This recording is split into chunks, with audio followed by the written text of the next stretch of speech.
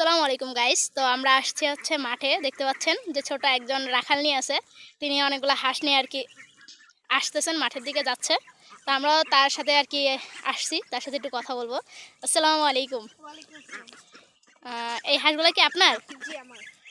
ও, এই হাঁসের বয়স কত? 2 মাস চলতেছে। 2 মাস। কি খাওয়া দাওয়া করান এদের? এরা ফিট খায়, ধান খায়, তারপরে কুড়ো মাখায় দিই, কুড়ো খায়, ও, ভাত খায়। তো এখানে নিয়ে আসছেন কেন? ওরা এখানে শামুক খায়, পানিতে শামুক আছে তাই। ও, ধানের কোনো রাজাগুলো ঘাস খায়। ও আচ্ছা, তো দেখতে পাচ্ছেন এই যে কিউটি। এনে কি কি হাঁস আছে?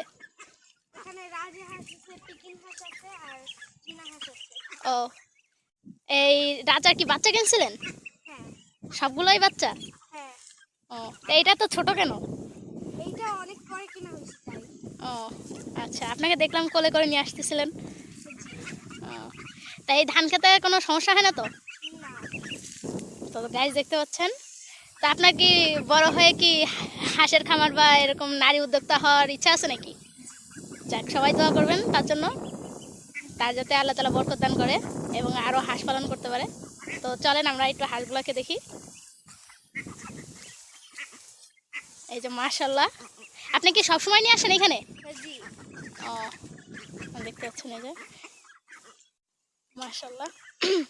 তো কেমন লাগলো আমাদের ভিডিওটা, আজকের ভিডিওটা অবশ্যই কমেন্টে জানাবেন, আর কোনো পরামর্শ যদি দরকার হয় তাও জানাবেন। তো ভালো থাকবেন, সুস্থ থাকবেন, আল্লাহ হাফেজ, এই পর্যন্তই।